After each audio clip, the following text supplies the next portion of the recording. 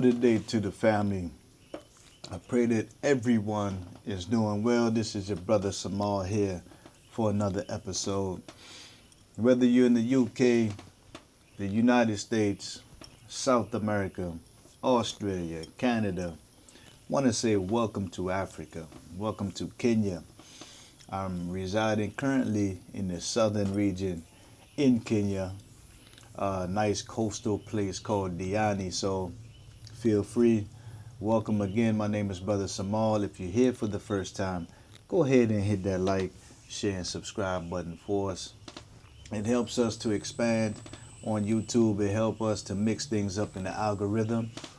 And we want this platform to be successful, for we have a lot of great things that we are looking to accomplish this particular year. So again, welcome to the platform. And today's topic I want to talk about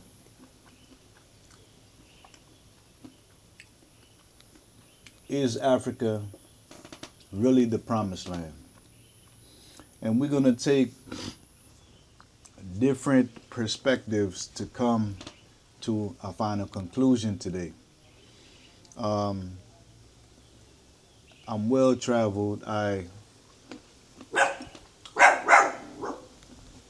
have a lot of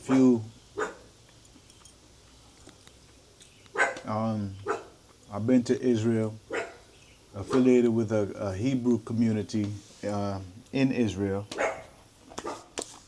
Been to Ghana, and I follow and study under a lot of different perspectives or scholars. So if you see me bouncing around a little bit, bear with me. I'm going to try to paint you a picture of why I believe Africa is indeed the Garden of Eden, and it is indeed the promised land. From a spiritual perspective, layman's perspective, geographical perspective, and a resource perspective.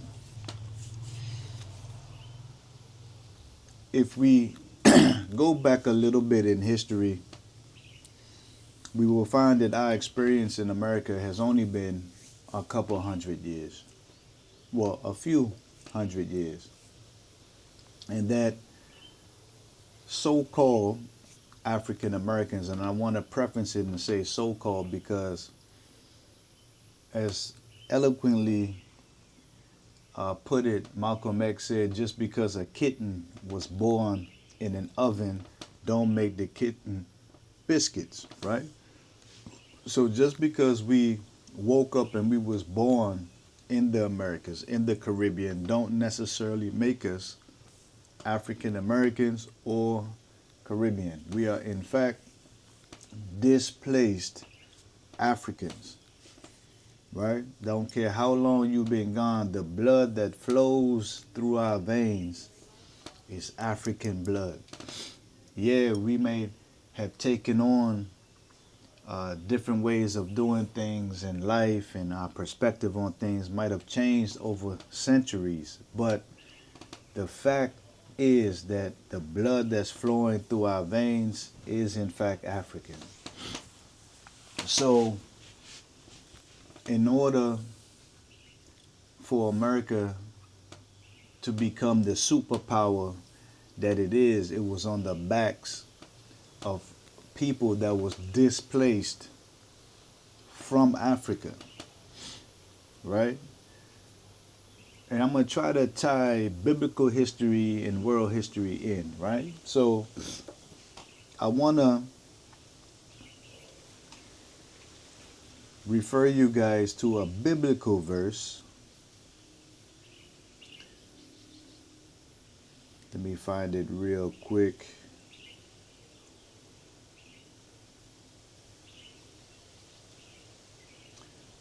We're going to start with Deuteronomy 28th chapter, the 68th verse. Give me 1 second, family.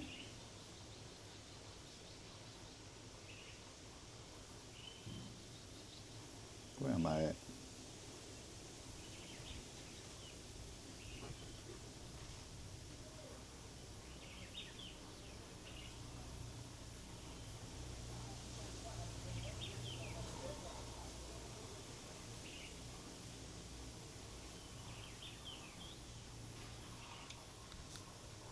Okay, family, I'm back with you.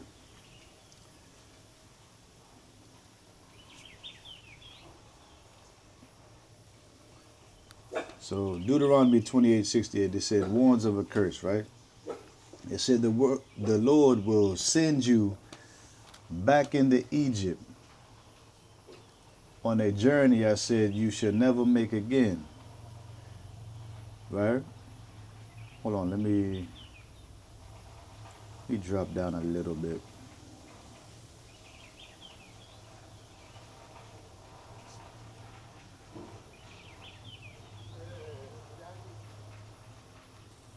Man.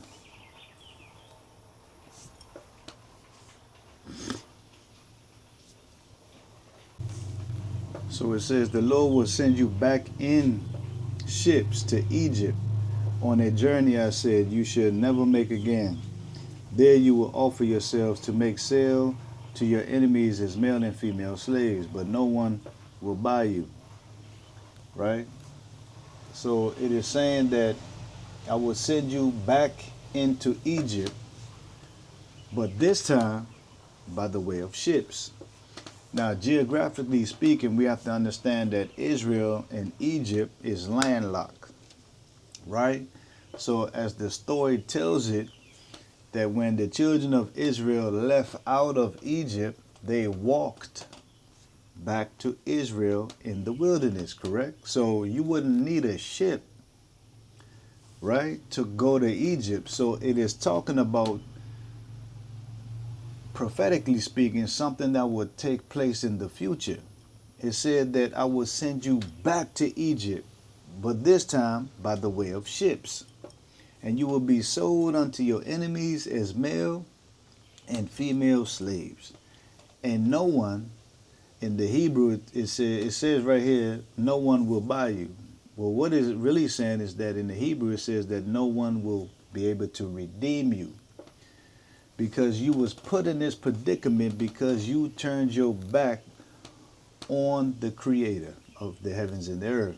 According to the biblical perspective, I know that everyone doesn't adhere to the Bible. So that's why I preferenced earlier and said that I'm going to jump around a little bit and I'm going to connect the dots. So from a biblical perspective, this is why you would go to Ghana, Tanzania, Kenya, Gambia, you would see a lot of Hebrew Israelites, right, in the diaspora, of the diaspora in Africa, because they believe that this is the step that they must take, right? Because we were taken from Israel and we was pushed out of Africa, west coast of Africa, Senegal, the door of no return, Ghana, and we was cast into slavery. They said but this time by the way of ships.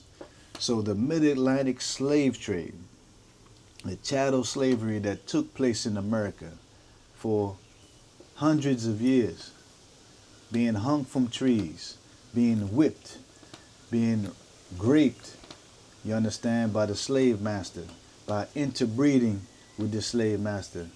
All of these things was because, according to the biblical perspective, because we turned our backs on the Creator. Right? So we got that out the way. So a lot of Hebrew Israelites are flooding Africa because they feel like this is the step that we must take to get back to the Holy Land, to the Promised Land, quote unquote, Israel. But if you look a little deeper, I have to question the borders, right, of the so-called Promised Land.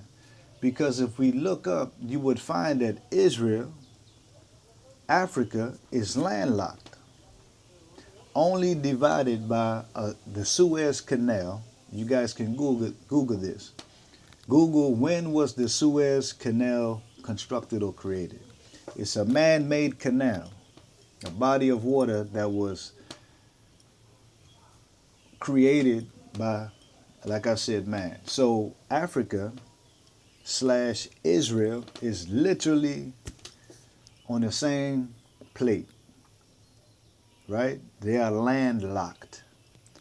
That's why in ancient time, quote unquote, from a biblical perspective, the children of Israel was able to walk from Israel to Egypt, from Egypt back to Israel. You understand? So when we talk about Israel being the promised land, who constructed the borders of Israel? Who said that Ethiopia, Egypt, Israel, Saudi Arabia, who put these borders up? Could Israel have been a much vaster or a more vast region than what we see? Could the promised land, could it have extended, right? Could it have extended through the top portion of Africa? Could it have been northeastern Africa as a whole? Right? So again, give me 1 second.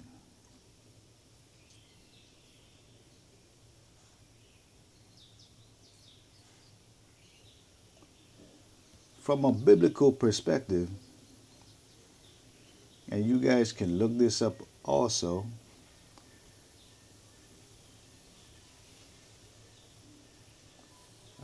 rivers to water the Garden of Eden. Hold on, family.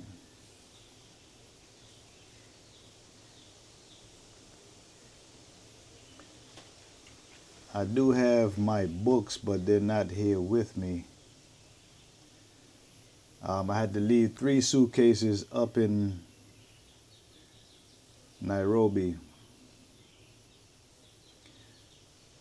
So I have to resort to this Google. So it said, right? We're talking about the promised land. I haven't lost my thought. We're talking about the promised land and why a lot of our people are attracted to Africa and slash the Hebrew Israelite community, which is our people, are attracted to the promised land or Israel. And a lot of our people that's Islamic or Muslim, they're attracted to Saudi Arabia, that eastern region, quote unquote, of the Middle East slash Africa. How all of these Abrahamic faiths are tied to that region of the world. Because when you're dealing with the Abrahamic faith, you're dealing with Ishmael, Isaac. Isaac, Christianity, Hebrew Israelite, that perspective. Ishmael, Islam. So it said that the Garden of Eden was watered by a river that divided into 4 branches. You had the Pishon, the Gihon, which is the blue and white Nile. You had the Hiddekel, which is the Tigris. And of course, you could look at the map now and you will still see the Euphrates maintains its same name, right? It said that the Pishon flowed around Havilah, a land rich in gold. The Gihon flowed around Kush, ancient Ethiopia. And the Hiddekel Tigris flowed east of Assyria, northeastern Africa, while the Euphrates was the 4th river. So I must say, I'm going off of Google. It said the Garden of Eden was watered by these 4 rivers. So this promised land that was created somehow mysteriously within the last 60 to 70 years as Israel being the Holy Land, we have to question that a little bit. I'm going to say that the entire body of the continent of Africa is the Garden of Eden. Why? Because it's rich. It just said a land rich in gold, right? Rich in gold and bdellium, and we already know Africa is the richest resource filled continent on earth. That's why we have all of these European powers trying to control it. You understand? So, from a world historical standpoint, we understand that slavery took place for over 400 plus years. So I know I'm weighing you guys out with scripture today.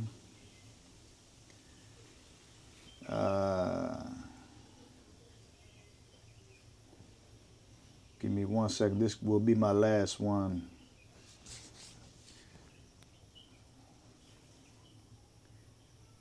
Abraham seed would be this off the top of the head, family. So bear with me. Sojourner.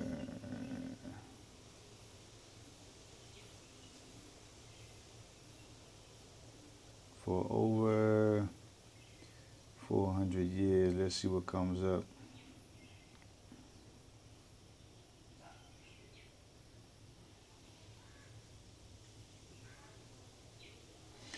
Okay, so if you turn to Genesis, the 15th chapter, right? The 15th chapter and the 13th verse. Let me pull this one up, family. I pray that everyone is doing well wherever you're at in the world. I pray that the universe is allowing you all to prosper based on what you set in motion for yourselves. So Genesis, the 15th chapter, and if you have a Bible at home, feel free to go to it. 15th chapter and the 13th verse, and it reads, "The Lord said to Abraham, know this for certain that your offspring shall be aliens in a land that is not theirs, and shall be slaves there. And they shall be oppressed for 400 years. For 400 years, family, that we will be a stranger in a land that's not yours. So, so-called African Americans wake up in a land after being afflicted through slavery, hung by trees, KKK, running from KKK, civil rights movement, drug-infested communities, crack cocaine. We look up in a strange land, speaking a strange dialect. We speak English, right? We have no form of culture and traditions. And I got to report that sports, basketball, football, that's not culture. That's not culture. It's a game. And that's a whole nother rabbit hole that at a later time we can go down, that was something that was inspired from the Roman Empire to keep people distracted from what was going on from a very big scale on a political level, right? So it keeps people dumbed down and locked into folly and entertainment. So we see that this is why a lot of our people are looking back towards Africa, because Africa has a sense of culture. Like I was saying, that African blood flows through us. So you may not know anything about nothing about Africa, but when you visit and you initially get off the plane, you will feel like a surge, not knowing what it is, but it's you physically being connected back to the soil, back to the many ancient energy, colors, textures, foods, smells, taste, everything, it starts to come back, though you don't understand everything that you're experiencing. And upon leaving, going back to America, it never leaves you. It constantly nips and picks at you because you begin to understand that America is not it. That Africa is in fact the promise and the Garden of Eden. So I just wanted to come and share my perspective on why African Americans, black people as a whole, we identify with Africa. Even our dance, when we're in America, in DC, there's a music called go-go music, and you can look this up for yourself. For those of you who are not aware, you want to look up an artist named Chuck Brown. You want to look up a group called Rare Essence. It's a real inner city. They play a lot of Congo drums, and the dancing is electric. The dancing, when you look at when people are dancing in a go-go setting, it's pure African, you know. And I'll drop a clip here so you can see. But I want to admonish those of you who are still in the West,